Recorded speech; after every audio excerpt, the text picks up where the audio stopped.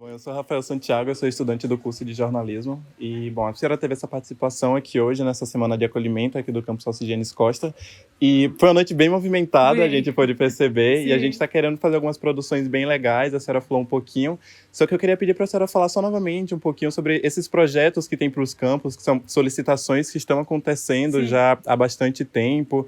Bom, acaba sendo uma situação um pouco desconfortável tanto para os estudantes quanto para a reitoria, que eu sim, acredito que ambos os lados não queriam estar nessa situação que está com ocorrendo. certeza. Mas se a senhora puder estar falando um pouquinho mais sobre Uhum, toda essa situação que está acontecendo, esses projetos que podem estar surgindo para a melhoria do campus, para o conforto dos alunos e a sim, sim. permanência melhor na universidade. Nós estamos aqui para o campus, especificamente para o CSC, né? A gente tem projeto para os três, mas aqui a primeira coisa que a gente vai fazer agora é retomar essa obra para finalizar esse bloco pedagógico, esse núcleo pedagógico que iniciou e parou, né? Porque, por falta de dinheiro. Então, a gente estava o ano passado numa situação que o dinheiro mal dava para a gente pagar as contas. A gente terminou o ano passado com um déficit de uma dívida de 3 milhões de reais, né? Então nós tivemos que o orçamento que chegou esse ano a gente já foi para pagar o que ficou do ano passado. Então, mas agora esse ano a gente está numa situação um pouco mais confortável, nós vamos terminar esse núcleo pedagógico, nós temos projetos, né? Estamos fazendo a reforma aqui dessa área toda que tem onde era o auditório ali, aquela parte toda, tá trocando telhado, tudo, a gente vai trocar piso, trocar as divisórias, refazer aquilo ali. Também isso já está encaminhado, já está em andamento. Uma outra coisa, a gente vai tentar fazer uma reforma nesse restaurante que tem aqui, porque ele é um restaurante que estava funcionando, mas ele está muito tempo parado. Ele tem muitos equipamentos que precisam trocar, precisam fazer licitação para poder adaptar ele para um restaurante mesmo, né?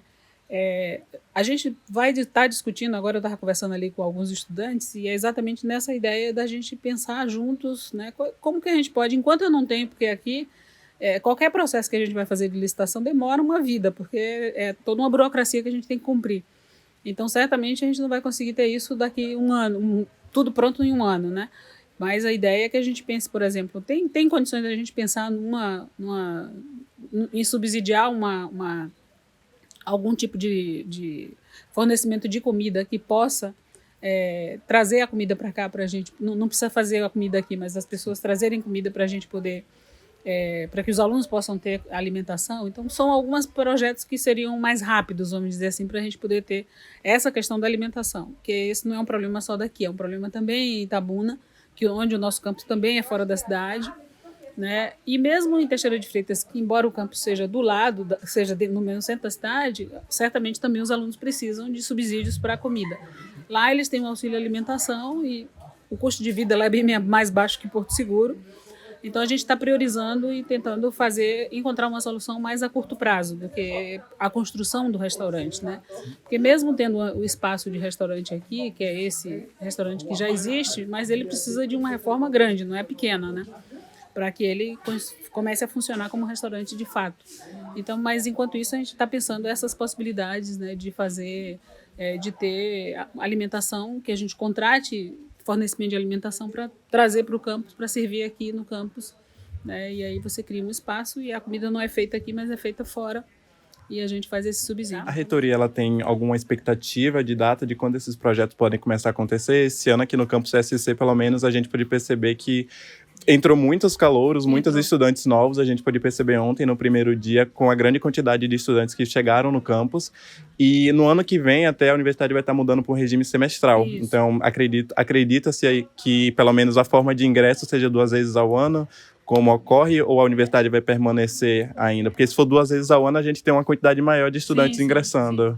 Eu não sei, isso a gente não conversou. Em princípio vai ser uma entrada anual, mas como a gente tem vários editais, a gente tem o SISU, mas a gente tem também, a gente está pensando, inclusive, em entradas na região, nos CUNES, por exemplo, de um número de estudantes bem maior do que o que a gente tem hoje, porque a gente quer abrir não só para os 10 CUNES que nós temos hoje, mas abrir vagas para todos os municípios, né, para ter acesso através do edital do CUNE.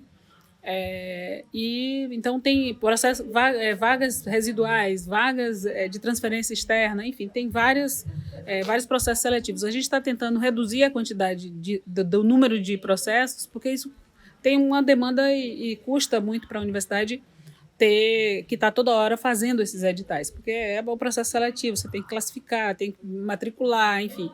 Então, a gente está pensando nisso, né? Em ver esse formato de entrada. Inclusive, nós estamos pensando em mudar um pouco o formato de ingresso e usar as notas do estudante, a composição da nota dele ao longo dos 3 anos do ensino médio, sem necessidade do Enem, por exemplo, né? Porque tem muita gente que não faz Enem, então isso também seria uma possibilidade.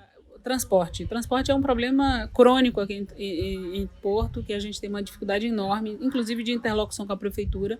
O prefeito, a gente tem tentado conversar, discutir, colocar a questão da prefeitura. A universidade não tem a menor condição de colocar ônibus para circular, e aí teria que ser ônibus para circular na cidade inteira, porque não dá para circular daqui até o centro só. E, além disso, mesmo que fosse só daqui até o centro, não tem como, a gente não tem como manter isso. Mas a gente está agora tentando.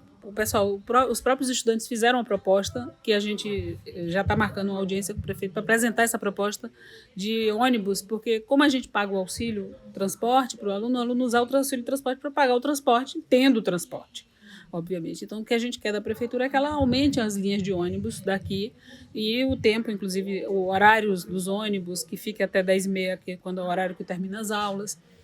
Então, a gente está fazendo esses ajustes com a prefeitura, nessas discussões com a prefeitura, que depende muito da prefeitura. Com relação à questão, por exemplo, de alimentação, a gente está estudando formas, né? A gente fez uma cozinha coletiva, mas a gente sabe que isso não é suficiente, isso é só um paliativo, né, para quebrar o galho. Mas a ideia é que a gente comece a discutir mesmo como que a gente pode atender essa demanda, porque ela está crescente, né? E, obviamente, que a gente quer quanto mais aluno, melhor. Eu quero ver isso aqui super cheio de gente, entendeu? Como dizer assim, é o tipo de problema que eu quero ter.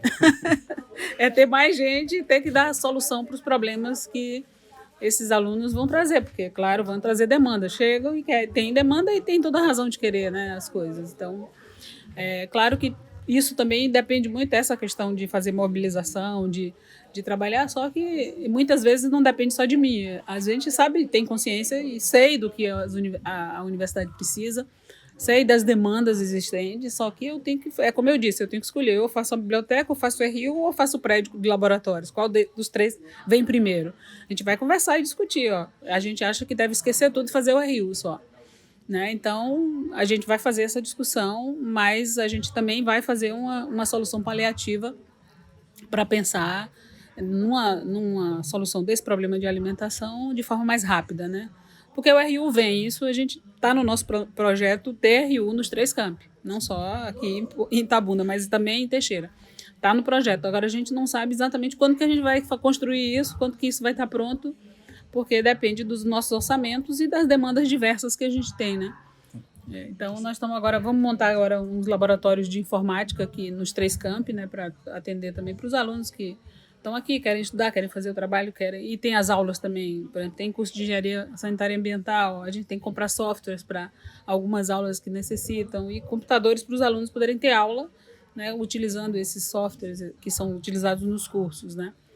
Então, essas coisas a gente está já fazendo e aí, como esse ano a gente melhorou a nossa situação financeira de forma bastante significativa, vai dar para a gente fazer uma série de ações aí até o final desse ano, né, que a gente pretende estar com essas coisas mais encaminhadas.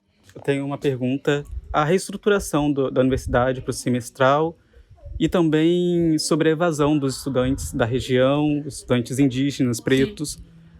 Qual a sua opinião sobre isso e como que a universidade vem pensando esse projeto que inicialmente foi pensado para a região e atualmente vem mudando, né, esse formato? Bom, eu não sei se a gente tem mudado o formato. Na verdade, eu hoje estava conversando com os decanos daqui, eu ontem em Teixeira também conversei a mesma coisa. Eu acho que a gente precisa ampliar o número de estudantes da região na universidade, isso não tenha dúvida. E a gente está tendo um problema de evasão, e esse não é um problema particular nosso, da UFSB, é um problema nacional. Há um problema, uma evasão. Para você ter uma ideia, a FURG, que é uma universidade que tem 60 anos, ela está com 60% de ocupação das vagas só. Ou 40%, 60% de evasão ela teve. Então, isso é um problema que isso a gente tem discutido, inclusive, entre os reitores, qual é o fenômeno que está acontecendo, por que os estudantes não estão buscando a universidade, por que os estudantes estão desistindo da universidade. Então, está tendo uma discussão a nível nacional sobre esse fenômeno, tá? E aqui na região, a gente quer, a partir do ano que vem, já começar a ofertar cursos em que o aluno, por exemplo, que esteja em qualquer município da região que engloba os nossos 3 campos, possa entrar na universidade lá no município dele, como a gente tem os CUNEs, né? E que ele possa, se ele não tiver condições de vir até aqui, que se ele possa fazer o curso dele integralmente nos municípios. Então a gente vai abrir vaga para a nossa intenção é fazer esse processo. A gente está em discussão ainda, organizando a parte operacional disso, para que a gente tenha mais vagas espalhadas pelos os diversos campos, né? Claro que não vai dar para a gente ter professores indo dar aula presencial, mas a gente vai fazer aulas, a gente está comprando equipamentos, montando salas para que os alunos possam ter aula nesses espaços e a gente possa, por exemplo, ofertar vagas. Eu tenho 48 municípios no entorno dos nossos 3 campos, né? Somando todos os municípios. Se a gente ofertar uma vaga para um curso e tiver um aluno de cada município, já tem 48 alunos aí. A gente está pensando em abrir um CUNE numa comunidade quilombola, né? A gente está discutindo com o pessoal de Itacaré, que tem algumas comunidades quilombolas em Itacaré, pensando em ter um CUNE lá para atender essa comunidade quilombola de lá. E o nosso interesse é manter a ocupação da universidade. Óbvio que estudante de todo lugar do Brasil é muito bem-vindo aqui se quiser vir, mas a ideia é que a gente tenha um número muito maior de pessoas da região, né? E não te preocupa esse espaço que a universidade vem dando para o ensino remoto, ensino à distância, sendo que a Universidade Federal foi pensada para atividade presencial? A gente precisa perder um pouco o ranço da educação à distância. Eu acho que a gente tem que manter o ensino presencial. Acho que o curso presencial tem que ser presencial. Não pode dizer assim, não, eu vou dar aula agora. A gente vai, inclusive, regulamentar essa história de ensino remoto. Ensino remoto existe quando o professor está com um problema de saúde que não pode vir dar aula. Quando um professor dá aula para os 3 campi, porque pode ser que tenha um caso em que tem 3 alunos em Porto, 5 alunos aqui, 3 alunos em Teixeira, você forma uma turma e eu não vou ocupar 3 professores para dar um componente que pode ser dado por um professor, juntando esses 5 mais 3 mais 3. Entendeu? Aí é otimizar os recursos em termos de quantitativo de professores para dar conta disso. Mas eu acho que a gente precisa ter o presencial, e o presencial é presencial, não é remoto, entendeu? Não dá para fazer esse mix. E, além disso, a gente precisa também de educação à distância. A gente precisa ter cursos à distância, mas quando eu falo educação à distância, eu não estou falando aquela educação à distância em que o professor manda o material, o aluno vai lá, senta no computador, faz as suas aulas e vai só fazer uma prova depois. Eu estou falando de uma educação à distância, exemplo do que a gente tem nos nossos CUNEs, que tem a presencialidade, inclusive, que os nossos professores possam... Quando eu falo de ofertar vagas no edital do CUNE para todos os municípios, a ideia é que o aluno, por exemplo, que está em Quaraci, não sei se você conhece a região lá de Itabuna, mas Quaraci é uma cidade que está aqui, tem um CUNE já, tem a cidade de Almadina e tem uma cidade que chama Ibirapitanga, uma fica 20 km, a outra fica 25 km. Então a gente vai montar, já está montada a sala em Quaraci, os alunos de Almadina e de Ibirapitanga vão para Quaraci e ele pode inclusive assistir aula na casa dele, mas a gente vai ter atividades que sejam coletivas, e aí o aluno tem que se deslocar, mas aí ele não tem que se deslocar de lá para ir para Itabuna, ele se desloca de Almadina para Quaraci, que é ali do lado. E aí os professores também vão fazer atividades presenciais lá, né? E aí no dia que tiver atividade presencial diz, o aluno de Ibirapitanga e o aluno de Almadina tem que se deslocar para Quaraci para atividade presencial. Então a gente quer fazer uma modalidade à distância nesse formato, em que a gente tenha um acompanhamento e que tenha uma atenção com o aluno. A ideia da gente também ter bolsas de pesquisa, de extensão, de monitoria para esses estudantes que também estão nos CUNEs, né? Mesmo o estudante que é AD não é aquele estudante que não pertence à universidade. A gente quer ter, inclusive porque eu acho que é muito importante que a gente tenha esses estudantes nesse formato, que seria um formato mais de aula mesmo, do curso inteiro à distância, ou o curso inteiro remoto, né, nesse formato. É importante envolver esses estudantes em projetos de pesquisa, de extensão, para ter projetos no município. Os municípios poderem ter projetos que tenham a participação dos professores, dos estudantes nesses projetos. Então, a ideia é que a gente tenha editais específicos para a Rede CUNE, para que os estudantes da Rede CUNE tenham bolsas também, né, de principalmente pesquisa e extensão, para poder fazer projetos que tenham a ver com o município, né? E aí a universidade está mais presente ali no município, não apenas ir lá dar uma aula e voltar para casa, entendeu? O professor ter mais interação ali. Agora, eu acho que a gente precisa ter as aulas presenciais, e para mim, amanhã, inclusive, eu vou falar isso no Consune, As aulas presenciais são presenciais, não é remota. A aula presencial é presencial, certo? E a aula de distância é aula à distância, mas aula à distância num formato que é nosso, não é um formato da UAB, que é essa aula à distância que sabe Deus como é que funciona, né? Mas com acompanhamento, com atividades presenciais, com, né, interação entre os estudantes que fazem parte desses núcleos. Então, essa é a ideia, né, para que a gente possa atender a demanda mais geral de todos os municípios que compõem a nossa região. A senhora sempre vai a Brasília, tem reunião com ministros, secretários. Como vocês têm observado agora a falta de material mesmo, de equipamento para pesquisa nas universidades em geral? Porque eu fui na UFRJ recentemente e pesquisando pós-graduação e percebi que os materiais são muito defasados, desatualizados mesmo, em escassez. Sim. E na UFBA também é a mesma situação. Então, a gente tem hoje 69 universidades, né? E cada uma tem o seu drama. Tem as novas, que ainda não completou o seu ciclo de implantação, tem muita coisa ainda para fazer, como nós, por exemplo, e outras na nossa idade. E a gente tem as universidades mais velhas, né? A UFBA, a UFRJ, a UFMG, a UNB.